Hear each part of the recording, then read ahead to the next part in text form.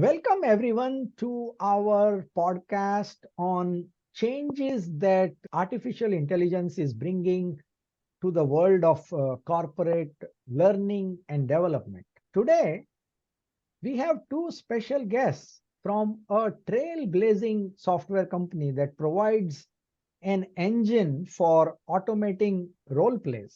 First, some introductions of our two guests. John Muldoon is the co-founder and CEO at Interflexion. He leads the strategic development, market development, sales, finance, and operations of the company.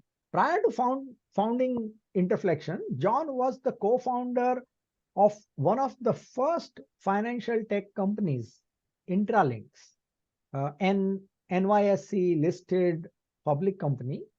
He has also served as the CEO at Lakeview Advisors. John is a CPA and has an MBA from Pace University.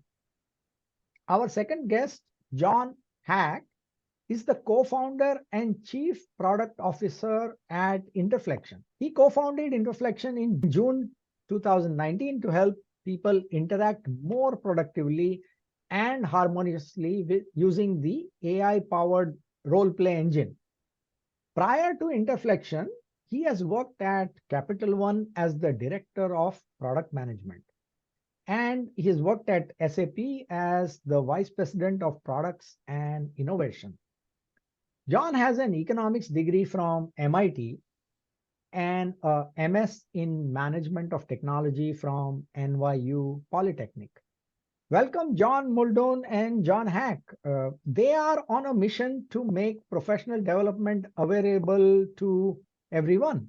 Thank you. Yeah, sure. Good to meet. Good to be on the podcast here, BJ. Thank you. Share a little bit about your journey so far.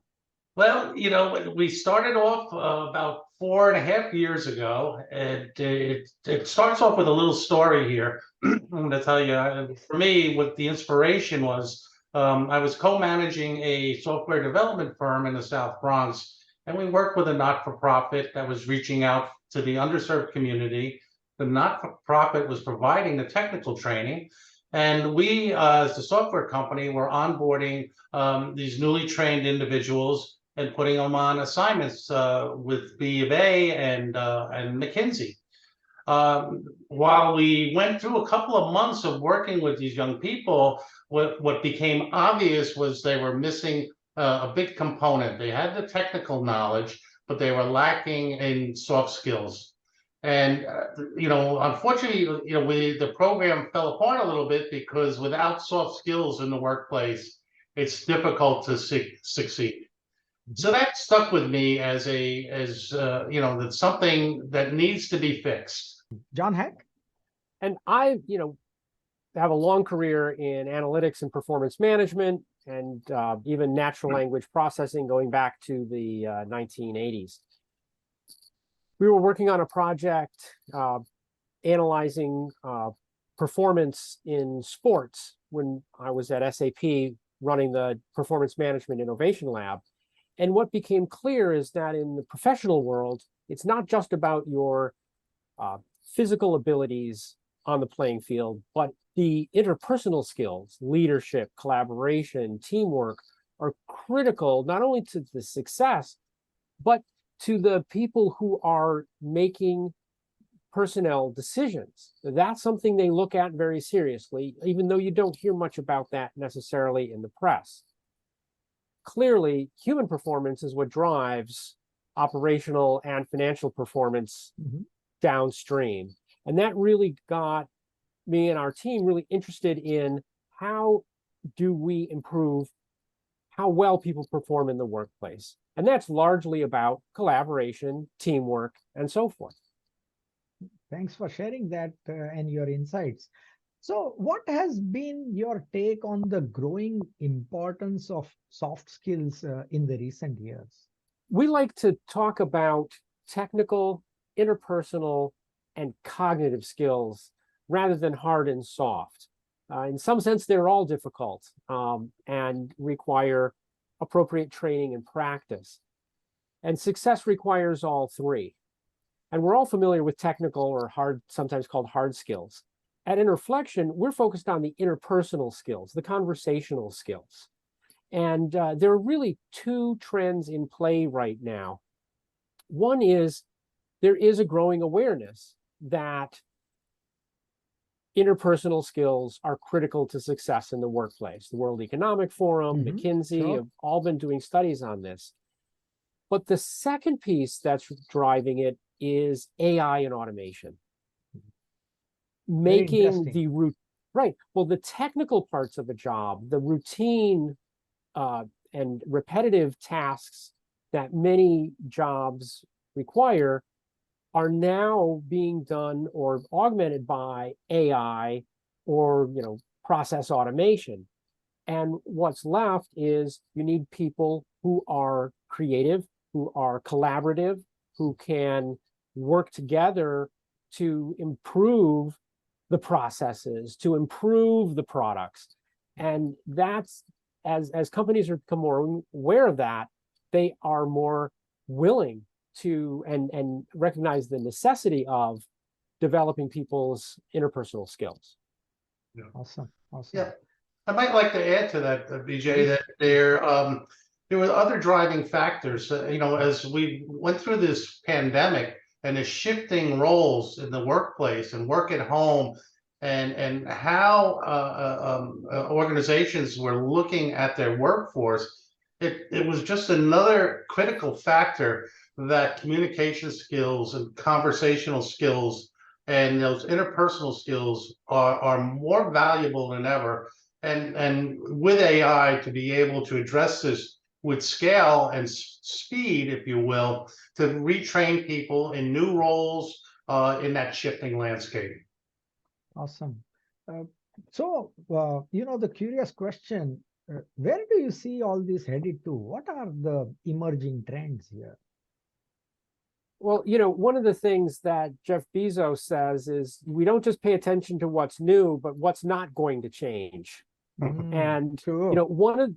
one of those is that people need to communicate effectively, and they need to be able to have difficult conversations and bring those to productive outcomes. And that's not going to change. So what's happened is, as the need for that has been recognized, the cost of individually coaching people has become the obstacle.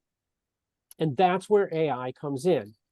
Through AI-guided role play, we believe that many of the foundational skills that people benefit from in the workplace can be developed at low cost and across a much broader base of the workforce, not just the people who are identified as high potential, but the entire workforce. And that has tremendous benefit to the organization as a whole. Yeah. Sure. Your thoughts, John? Yeah. To add to that, it's in my mind too. It's about asynchronous learning, right? You're getting your knowledge-based training in one spot, but being able to practice and apply that knowledge base in a conversational setting, and doing it on your own time, wherever you'd like to do it, and being able to practice in a safe spot so you can review your conversational performance. As we all know, practice we believe really does make you better, and that applies in conversations as well. Right. Thanks for sharing this. It almost seems like your software or your tool will lead to a democratization of learning and coaching, if you will. So the development happens at a much lower cost and at the person's own availability of time and convenience. That's correct. Yeah. Right. So would you like to give the viewers an overview of your tool from the perspective of the actual user who wants to participate in this self-practice? Sure. It's a role play app. It's like a video phone call. And you're presented with, it could be an unhappy customer. It could be your demanding boss. It could be a colleague you're in conflict with, and you're put into this situation, and you're on a video call with them basically, and they present a situation, complaining about a flaw in a product, or complaining about a coworker who isn't getting his work done. And then you have to respond in your natural voice as if you were on a phone call with this person in real life. The software then analyzes how you responded to the situation, and it looks for the ideas that you've conveyed, the perspective that you've taken on the situation, whether you've asked an appropriate question. And there are other things it can measure as well, and vocabulary and sentiment and those sorts of things. And then it gives you feedback. Hey, you did a really good job taking the right perspective on this problem. You missed this key idea here, and you really need to ask the person a follow-up question about this particular topic, or whatever the feedback might be.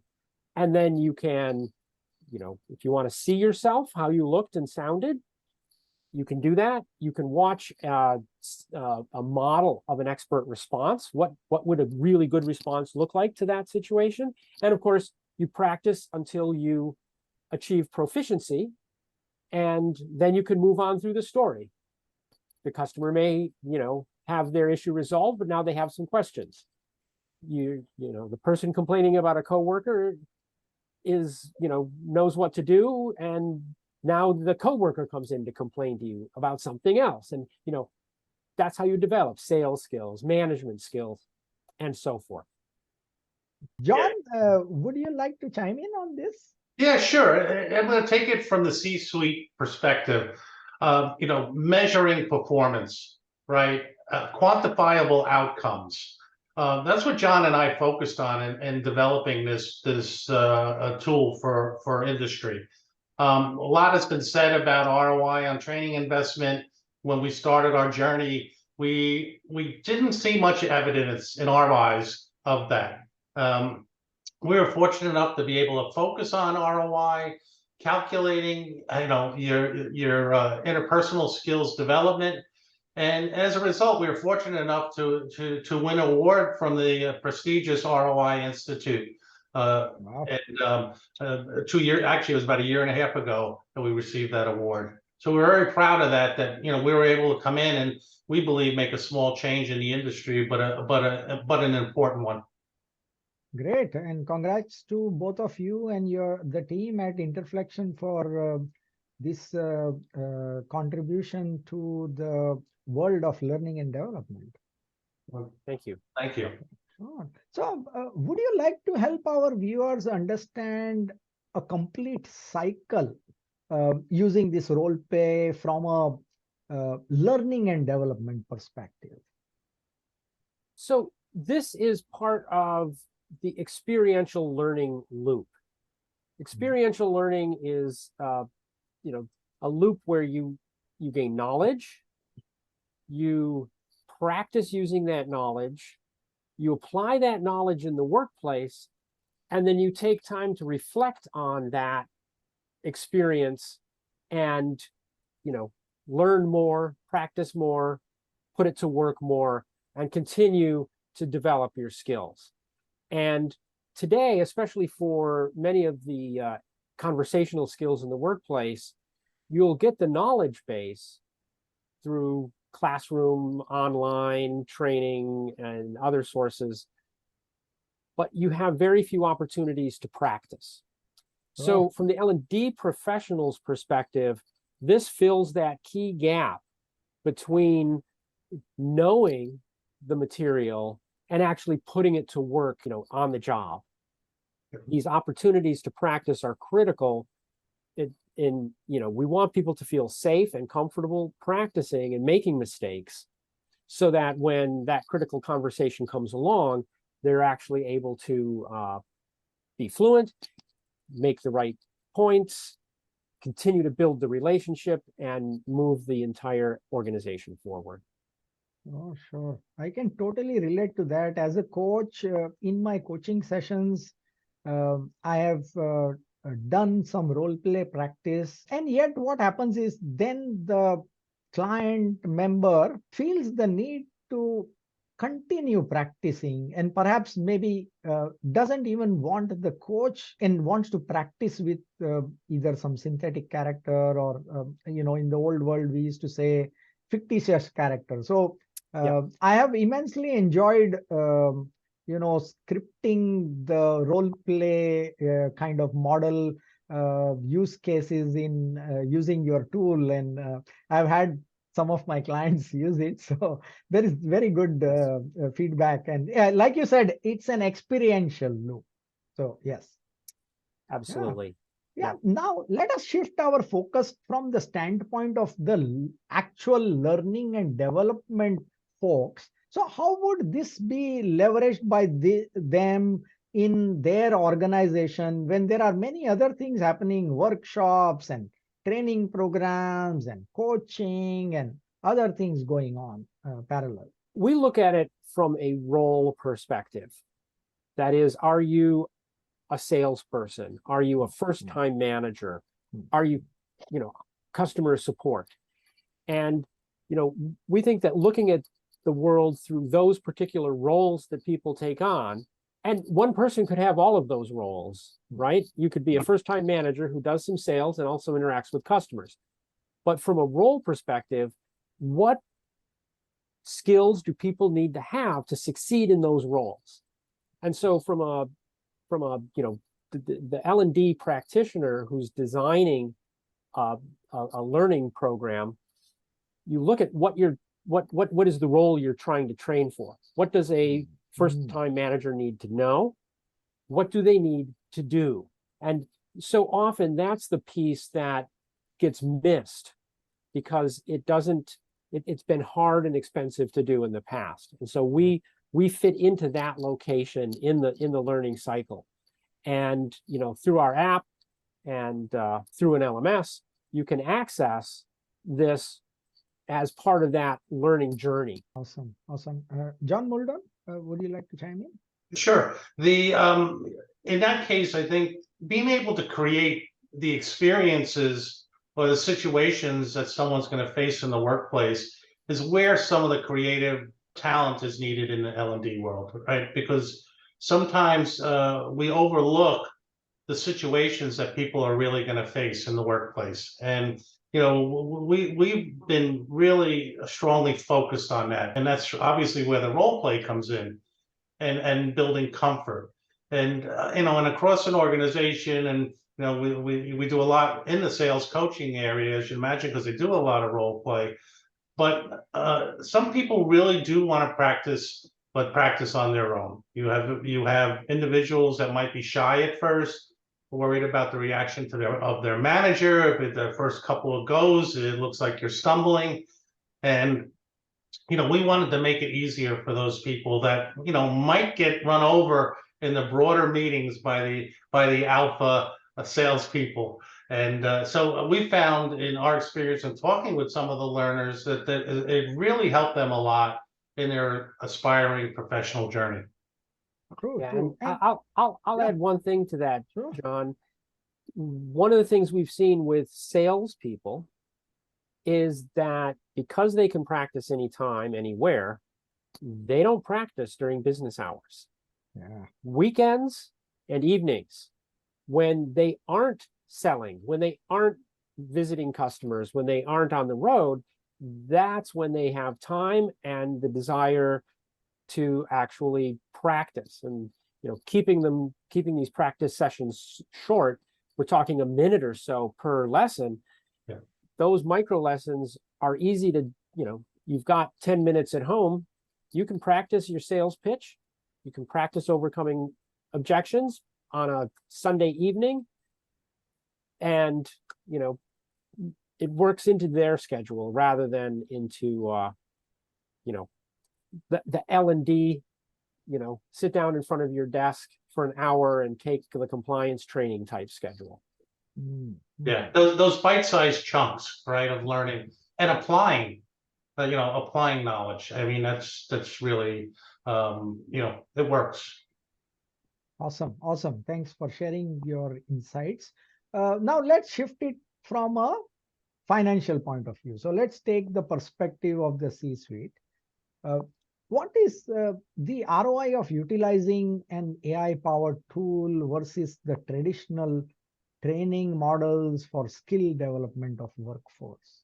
That's a good question, and I think there's probably a few answers to it, but the ROI to the C-suite gives confidence that the program is focused and has a high probability of producing outcomes. In particular, let's stick with the sales coaching model, right? As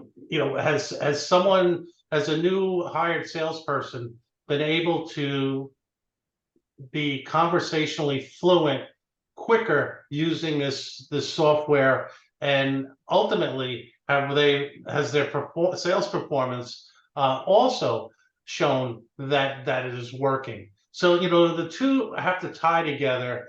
I think there's more of a push in the industry now of really trying to measure outcomes relative to L&D programs. And I think with AI, you're going to see streamlining of the learning experience. And I think it's going to get applied differently. But we happen to be one with a really good solution that helps along that path. Awesome. Yeah. And for the C-suite, it really comes down to what are you getting for your dollar? With the budget that you would use for, in-person coaching, you can, through AI guided role play, reach a much larger audience of people, 50, 100 times as many people for the same price. And you can actually measure whether they have demonstrated the skill or not, objectively. And, certainly measuring ROI is one of those magic bullet things. Did a lot of research on that in the performance management lab. It's very difficult to separate out all the factors that go into a particular KPI. Training, the way that a process is organized, external factors from interest rates to demand curves. These things are all in motion. So, saying that this, other than very, very, specific cost-saving measures in operations or, efforts in sales organizations, it can be pretty much every other part of the company struggles to prove that they have had a significant impact on the bottom line. However, you can measure whether your programmers are writing bug-free code. You can measure whether the product is meeting specification as it comes off of the finish line. And you can measure whether people have the skills in conversation or not, if you have a way of engaging them and measuring those conversational skills. And we bring that to the table. Yeah. And that's a key piece of what we do and why it's important to the C-suite. Yeah.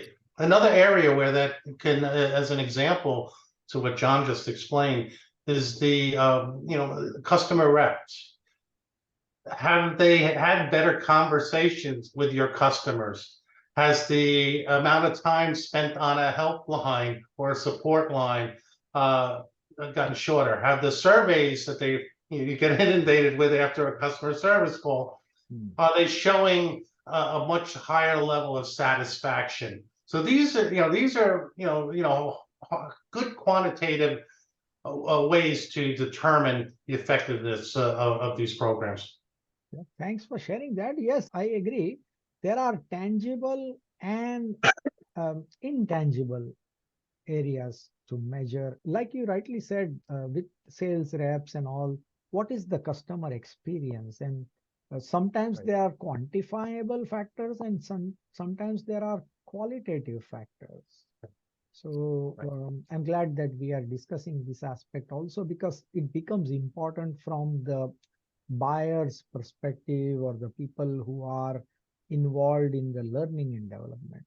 So now, from your standpoint, for an AI powered tool like yours to be effective in role play practice, what factors are of importance to consider? Number one, by far, is do you know what a good conversation looks like? That's something that drives our software. It starts with here's a good conversation. And so, we've had customers use recordings on phone support lines or sales support, sales calls as a foundation. Others do role play, and we can use those role play scripts. Sometimes we generate those scripts fresh from the material that folks have been using, but have been more informal in terms of how they teach those types of interpersonal and conversational skills. But if you can define what a good conversation looks like, then you can tell the AI, this is what a good conversation looks like. These are the component, these are the sort of the semantic qualities that make it a good conversation, and it can do the rest. And if you've done that well, then that's really the foundation. Thanks for sharing that. So, how close to reality, or as we say, real world experience, can an AI-enabled role play be scripted for the user to really feel this is real world?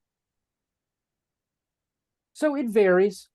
I'm not going to pretend that our users are fooled into thinking they're talking to to a real human being. They're interrupted by the AI coach, as it were. It's not a character. The AI coach is not a character. It's it's feedback that's provided in a more kind of we don't put a character behind the feedback, but it's something that because they know that this is a simulation, they recognize that they're in a safe place. So that's in some ways makes it different, obviously, than a real world situation. One of the signifiers that we've seen that people are benefiting from it and are really getting into it is a feeling of awkwardness. Not awkwardness because of the simulation per se, but because they've never been asked to do this kind of practice before. We found that, and you'll see this if you do role play with people in a classroom. And if any of you out there have ever done role play in training before, it's awkward. It's not fun. It feels weird, right? And when we see that same kind of reaction with our software, we know that we're getting them into that role play situation. So the key and what makes this work is that you have to take the ideas out of the classroom and put them into words that are naturally coming out of your mouth. You need to say the things, the right things, at the right time, in the right way, given the situation.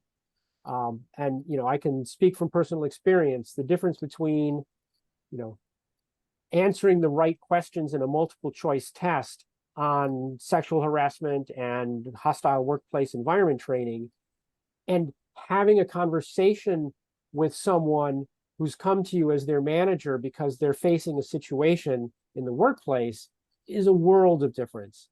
And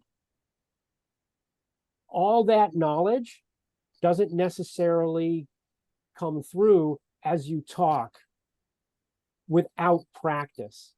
There are many oral motor skills, idea planning skills, sentence construction skills that all have to be brought together in the context of, the legal framework and the person's individual needs and all those other components, so that it sounds not only authentic and heartfelt, the right thing to say in the situation. And that takes practice. It is unreasonable to expect that anyone can just do that because they've had some classroom training. For the L&D professionals out there, something to think about is when you go to script this really good conversation, just writing down the script, you will feel awkward and you will find it difficult. Imagine how difficult it must be for your learners who do not know the material as well as you do and are in the pressure of the situation to, in a sense, create that script live and put it into words as it's happening. That's a huge challenge for many people. And our goal is to help them, be practiced enough so that when they're actually in the situation, they're able to think about the higher order issues so that while the basics are already fluent. In your experience till now, what are some of the skills that have been scripted using AI-powered tool? There's a lot of skills that this applies to, right? When we started this, we were focused on general management skills, and John alluded to a few, and giving performance reviews. But there's also, how to coach individuals, how to delegate, how to give and receive feedback, and and some of the more tougher conversations, delivering bad news, right, or having those critical conversations that you need to have in an organization. We also, we've said it before, but sales, customer service, the DE&I training is really, we're finding is a good place to be able to provide this practice room for. Thanks. Anything to add, John Hack? I mean, really, it's any time someone is in need of having a difficult conversation in the workplace. And sometimes those are more public facing. They could be public relations, corporate communications. We had one customer who was looking at helping technical people have conversations with the business people that they serve, so that they can translate what they're doing technically into language that the business people understand, rather than talking the bits and the bytes. So, the range is really broad. But, John really hit on, where we're finding the most interest in the market is around managerial skills, sales and customer service, and, DE&I. What is the typical pushback or objection that you face when you propose this, and what, according to you, would be the best response to these kind of objections that you face about using an AI tool? The biggest one is that most L&D professionals today are already overwhelmed with the amount of work they face as they try to keep up with the changes in the workplace and keep the training machine, as it were, running, because there are so many demands on the workforce today. So it's really, in many ways, a bandwidth issue for a group of folks who already have probably an overly complicated infrastructure and not enough hours in the day. So we're, continue to work to make this easier and more straightforward to adopt. But that's often the case, not just for us, but for many new technologies. Yeah. There are a couple of other things that we sometimes hear. One is a concern that it's not as good as a human, and we don't intend to replace humans. That's not the goal of this software. And BJ, you're a coach. You're using our software. You understand what I mean here, right? We're here to basically amplify what you're doing as a coach, so that people can practice these foundational skills with the AI. And when they come to you, you can give them the more sophisticated, the more nuanced feedback that takes their skills to an even higher level. Totally. It's not a threat. Right, Yeah. exactly. And that threat, that fear of being replaced ultimately is, I think, misplaced. But Totally. behind it, I think, is a genuine, fear is probably too strong a word, discomfort with the changes that are taking place in the workplace because of AI. And it's not just coaches, it's not just L&D professionals, it's everybody. So there's a Fear of the unknown. yeah, but I think there's kind a, of. there's a flip side to that, which is the opportunity for the L&D people to be embracing AI technology in a way that allows them to legitimately become the folks who show other groups within their company how AI can be adopted as part of their operations. Yeah. Yeah, and I would add to that, and John hit the nail on the head earlier, that the workloads have been significant, and implementing change takes a lot of additional effort. But at some point, you have to get over that hurdle, because if you want to reduce quantitative workloads, you're going to have to take that step. The end result is going to be, we believe, better or qualitative outcomes, right? So you want to reduce quantitative workloads and increase qualitative outcomes, and that's that takes taking the step, trying it, learning it. If you don't try it, you can't learn it. And we've been fortunate enough in part of our journey to work with some of the institutions that of instructional design. And we were able to give some of these young students an opportunity to see how AI plays in the workplace, in particular in the L&D world. And so they come out with the knowledge that there are other tools and there's other ways to look at this learning journey. And there's going to be to me and John, I know, and probably to you too, BJ, it's exciting times for those that want to embrace it. Yeah, exactly. And relating to the point about uncomfortableness, as learning and development professionals, everybody can attest to this, that learning and growth happens in the uncomfortable zone, not in the comfort zone. As you rightly said, John, that the learning and development folks can use this AI to for the entire company to adapt to this. That how AI-based solutions can be augmenting the other aspects of business, and how an AI-enabled tool can be blended in addition to all the other programs that are prevalent inside the company. Absolutely. Yeah. Sure. So We have seen that athletes improve their performance through simulations and simulation exercises. So what similarities would you draw about this AI-enabled role play practice using your tool with these kind of simulations that athletes do? yeah, there's this type of practice that's been called deliberate practice. Sure. And Anders Ericsson, the 10,000 hours research, that is a key concept in what we built. The idea is that you're developing basics.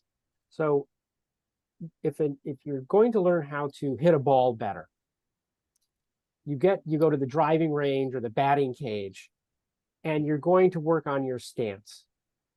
And then you're going to work on your grip. And then you're going to work on your swing. And you're going to do that in a deliberate fashion. You're saying, I need to build up these components, and then I need to put them together in a way that will improve my overall performance. It's not just getting out there and swinging. Practicing a bad swing is just going to make you become really good at a bad swing. So you need to practice deliberately with a focus on individual skills development.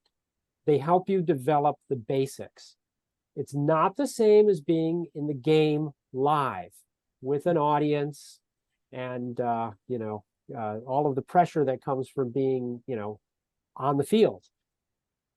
But if you've got the basics, you can be working on the higher level skills, the strategy of the game, the emotional regulation, that the emotional intelligence Exactly. that's required when you're in the game, because you've already, your stance is good, your grip is good, your swing has the right follow through. And at that point, you're going to be able to, perform at your best when it's needed. And in that way, I think what we've tried to do is bring that kind of thinking to what has traditionally been a somewhat of a I know it when I see it kind of area of corporate training field. I noticed that you mentioned the term deliberate practice. Would you like to elaborate a little more on this term that you used?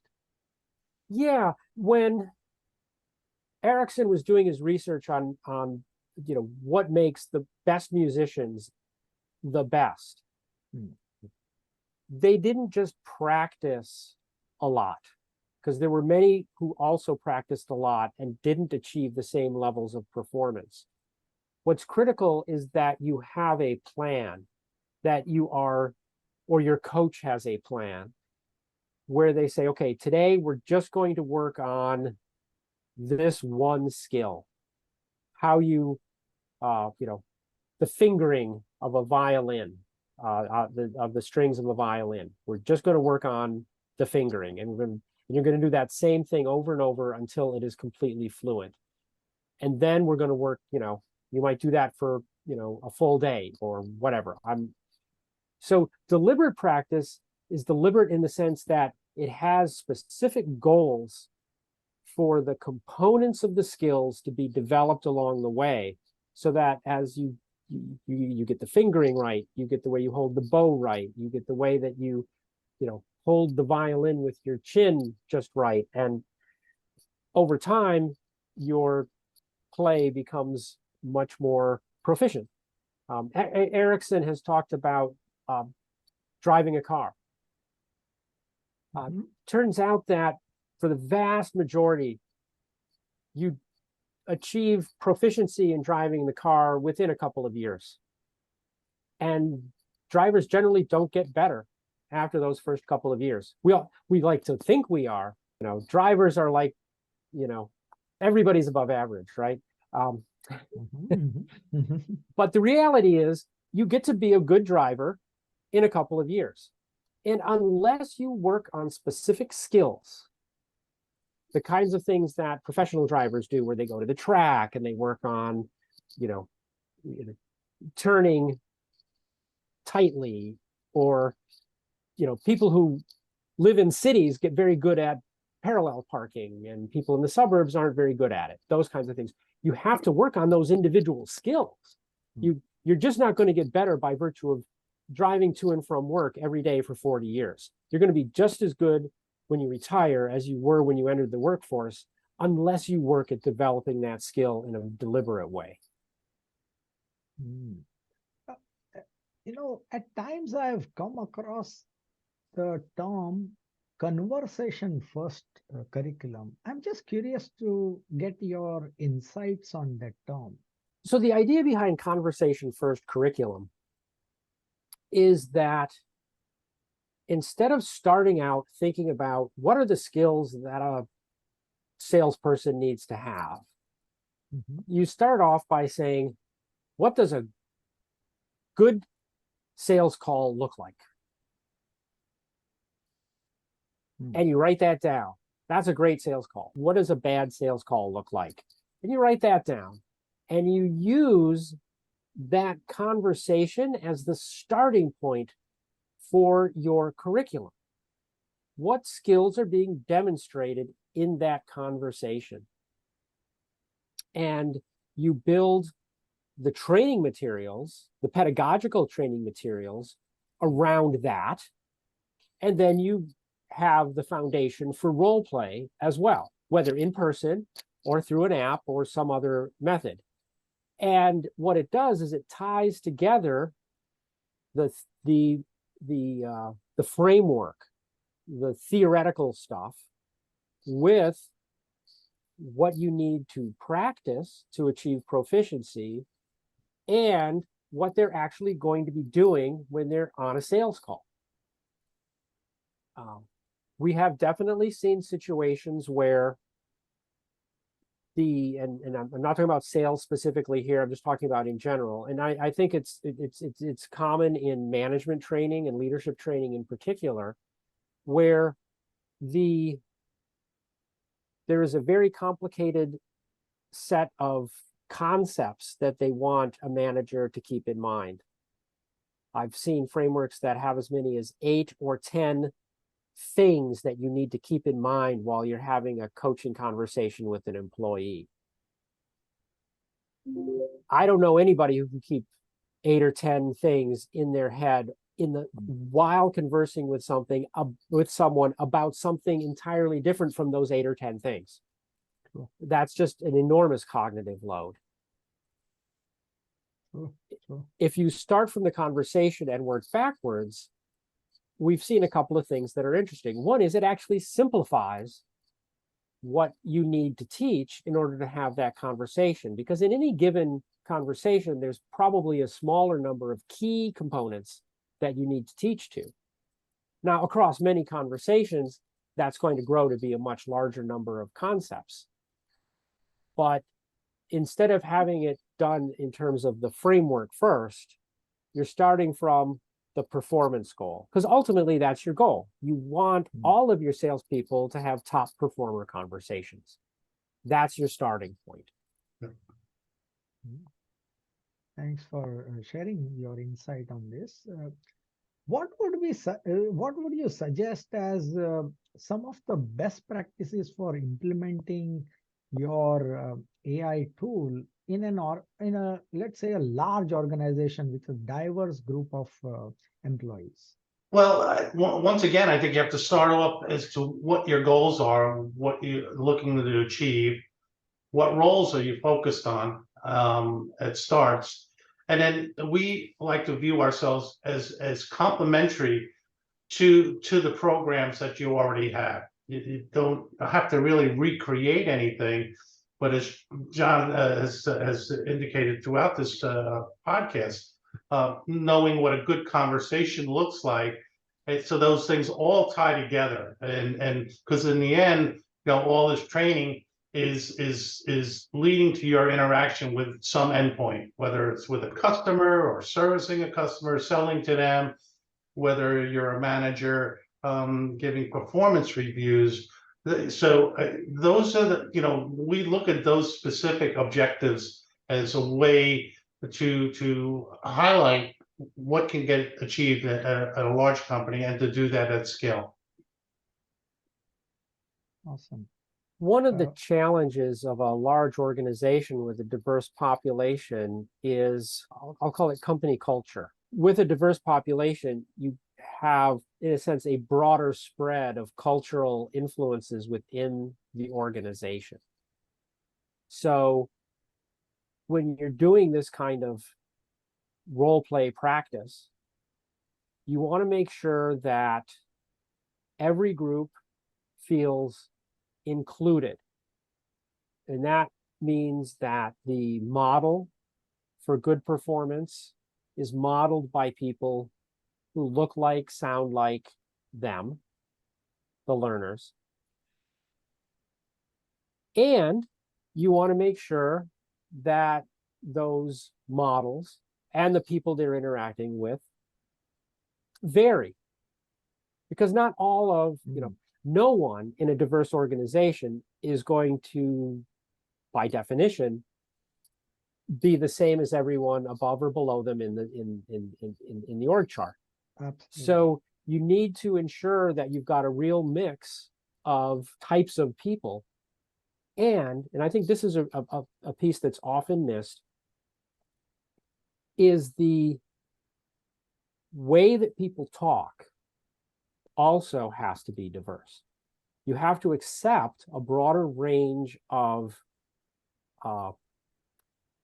verbal expression, use of idioms, and you can't just expect everyone to speak, what you might call broadcast neutral style, language. You want to have, the folks from each region and the folks from various cultures be able to speak in their natural language while conveying those ideas, asking those questions, taking that perspective,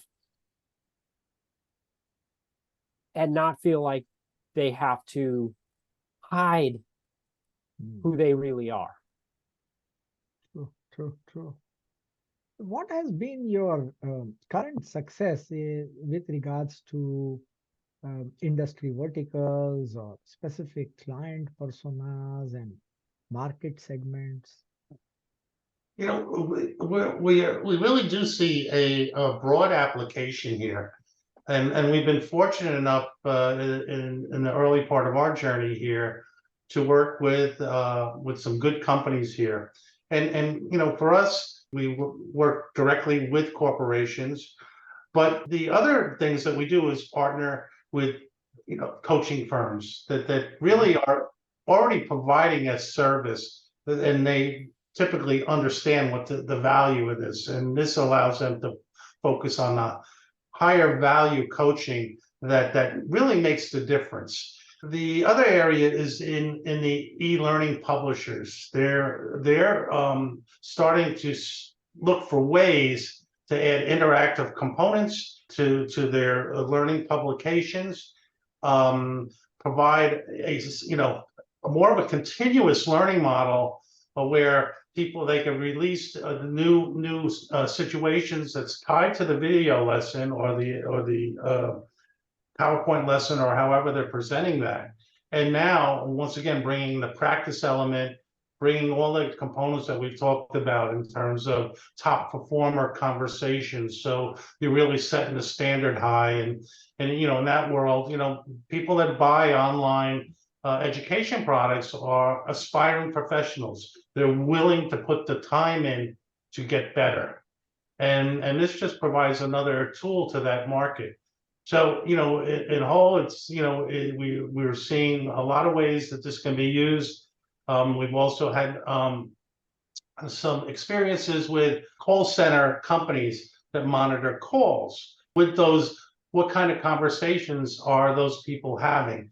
And can they improve that? And we can work with those conversations and use them in our system and retrain people to have better conversations in there. So it's pretty broad spectrum in terms of use cases across the industry, and we really haven't found a vertical that doesn't fit. I mean, what industry do you think doesn't need better communication skills? Exactly. So we picked a pretty wide vertical, if you want to call it that, or a wide horizontal. Totally. Maybe I'm jumping ahead a little bit here, but when we look at how the market is evolving, I haven't seen it recently, but a couple of years ago, YouTube was advertising a lot as a learning company. They were advertising how, this woman changed careers and learned all the skills on YouTube and so forth. And the learning and development environment has become much more complex. And there are a lot more players, and people are doing a lot of their learning what we might call informally. They go to Reddit or Stack Exchange or YouTube or just Google or ChatGPT to find out what's happening in a particular field, and what skills they tell me about what I need to do if I'm going to have a tough conversation with a client, right? So where people access these are also going to evolve, and there will always be a need for human teachers, human coaches. That's an important link that is not going to go away. But the tools that are available to them whether they are in a corporate environment, whether they are in an e-learning provider, whether they're a professional association that trains its members, we see all of those as an opportunity for interactive role play. And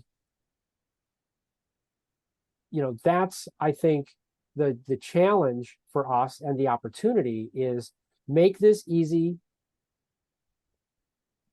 for L&D professionals to create content and deliver content in an experiential learning cycle, and anyone out there can use it. Awesome. So, since, as you rightly said, that these categories are emerging and markets are evolving to the use of this, if you were to pinpoint a few, where do you foresee the highest potential for making use of this AI tool for role play? I think, and I'm not trying to waffle here.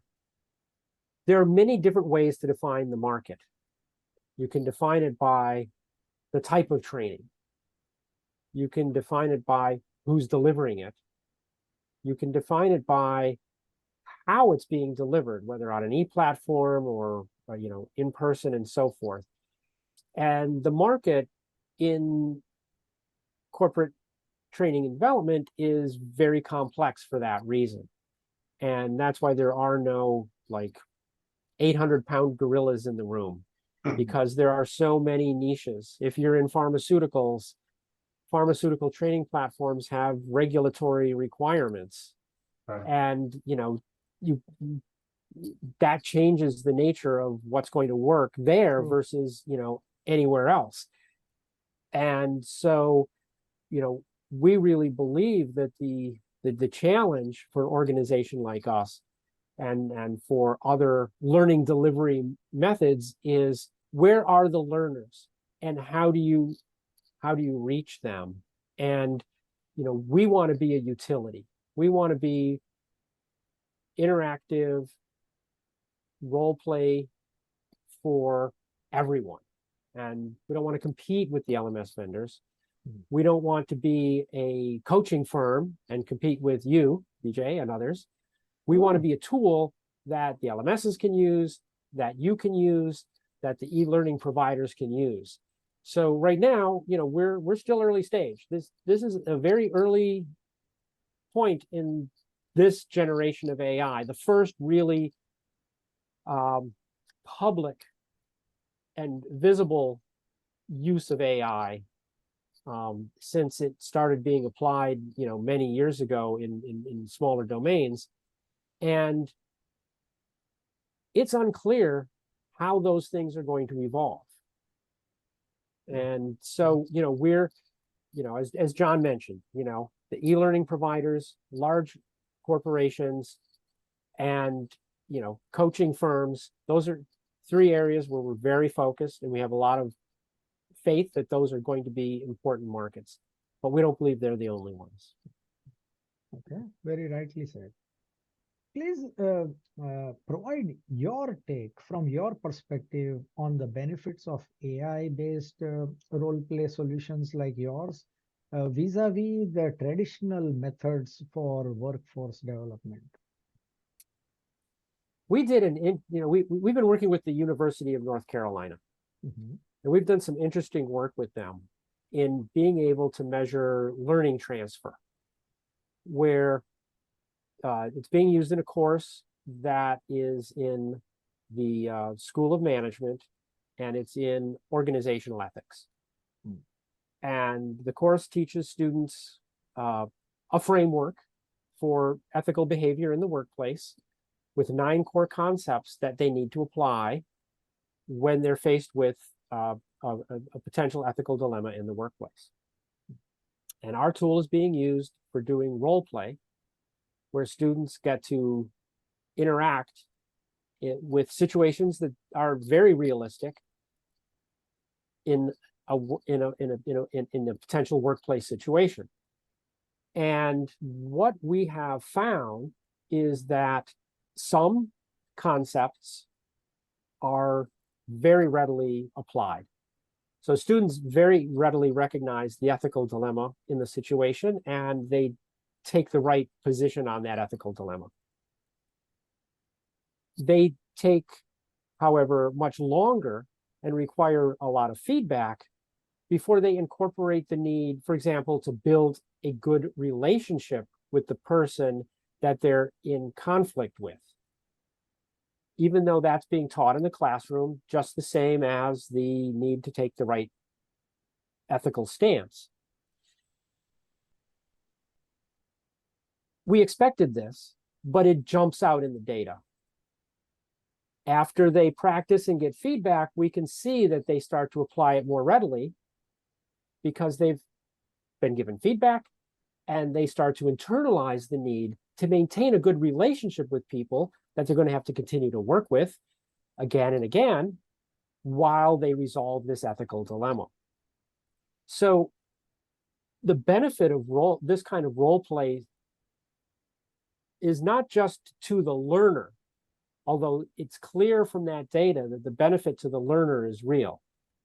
If they were just to leave the classroom and go into the workplace, yes, they would know the right thing to do, but they might be throwing their coworkers under the bus at first and not really successfully navigating the ethical dilemma. So we're more confident that the role play with feedback, deliberate practice, leads to a better set of behaviors that they demonstrate more readily after they've practiced a number of times. And I'm going to go one step further. It also teaches us something about the curriculum that we're using. The professor who's teaching this class can put a greater focus on the need to have good relationships and doesn't need to spend as much time talking about the ethical dilemma itself because the students get that right away. I'm going to add one more thing. We also studied the relationship between in-class rank and their ability to apply those skills in conversation. And other than a few students at the very bottom of the class, there was no relationship between class rank and conversational performance. The students who were in the bottom half of the class were no worse at applying these skills than the students at the top of the class. There were top students who were actually pretty poor at putting the skills to work, and students who didn't score well who were very good at putting those skills to work. And if you think about people you know in the workplace, there are those who excelled in their academic life, but struggled in the work world. And those who did not have stellar academic careers, but have been very successful in the working world. And maybe, there's a lesson here for learning and development that classroom knowledge doesn't necessarily lead to on-the-job performance, and that we need to think about on-the-job performance as something that needs to be measured independently of classroom work. Yeah, there was a lot of good stuff to unpack in that. Yes, super. And we could probably have a separate podcast on I agree. how we learned. Maybe as a follow-up to this.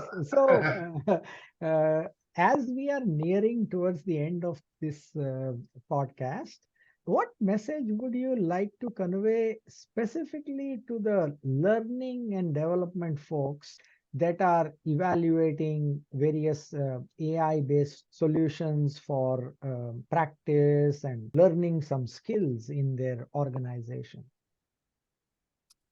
So I think that there is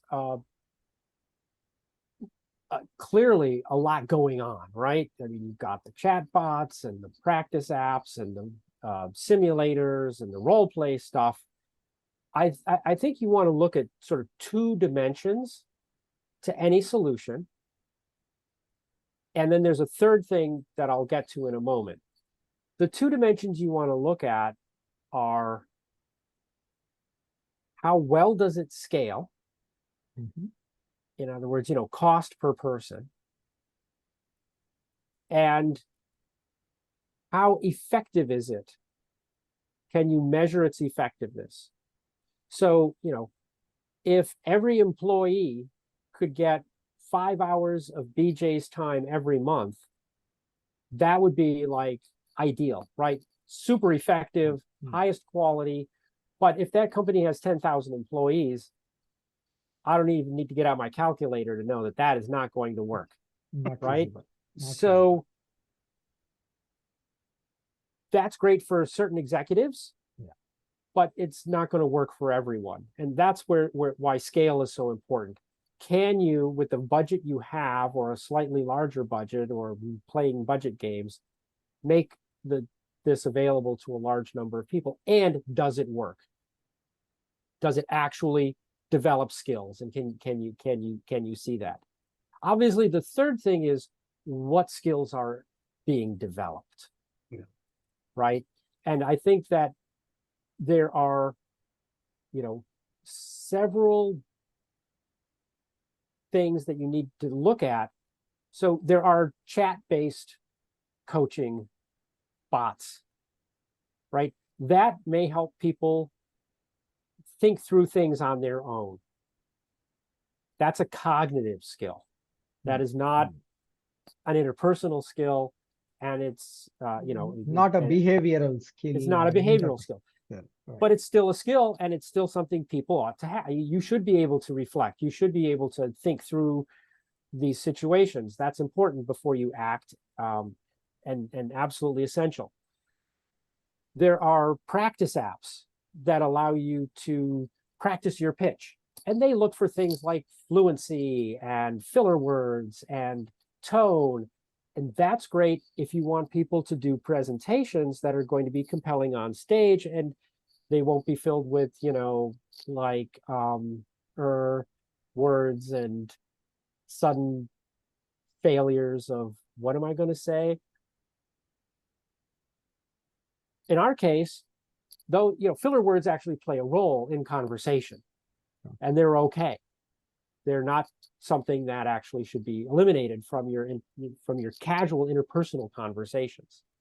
So, we're focused on the content of what you say, the ideas you're conveying, the perspective you're taking on issues, and that's another. So you need to choose the tool according to the skill you're trying to develop, and it can sometimes be a little bit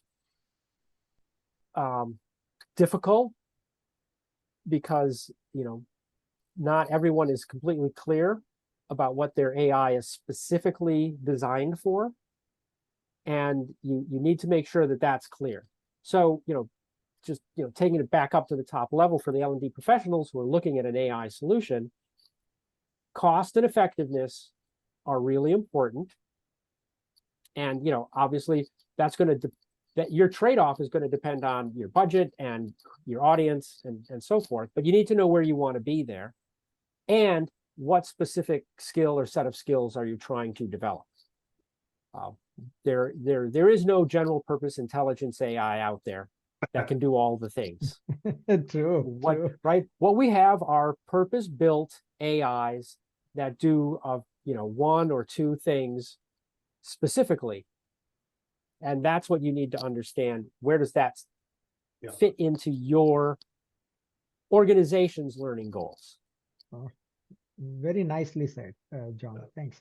John Muldoon, would you like to chime in for the viewers?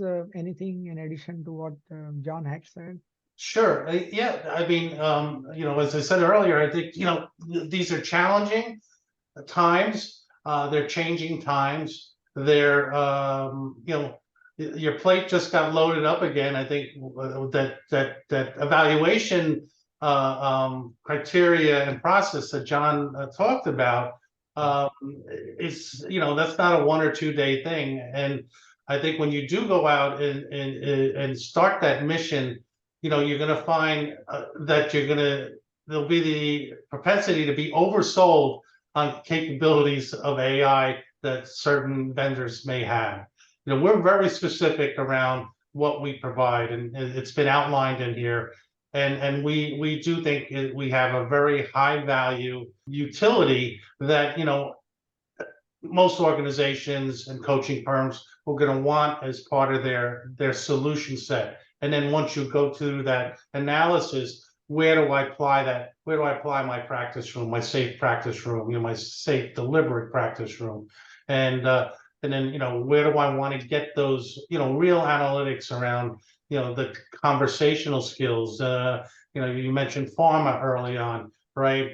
Really tough requirements in terms of what you deliver and what you say. And, the extension of the L&D world is the HR world, right? There's really, and we're seeing more of this in terms of companies that are coming to us, but the compliance function, HR, managers, you say the wrong thing in an interview, you say the wrong thing in a performance review, and there could be legal liabilities, right? So there's lots of things to think about.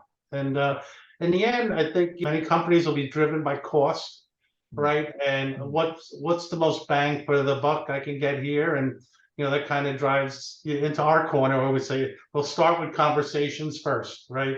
Because there's power in the delivery of words, right? And when they're used correctly. And we're happy to be a part of this, this evolution. Maybe it's part of a revolution in the industry. And we're happy to be able to work with yourself, BJ, and others like you that are, your agents of change. And as you know, it's hard to do. And you have your established business model. And how do I make that adjustment, right? And it takes extra work. But when you do, the rewards can be there. And those are for the people that want to take the bigger steps now. Totally. That's super fantastic. John Muldoon, John Hack, thanks a lot for your time this morning, and thanks for sharing your valuable insights for our viewers. Thank you.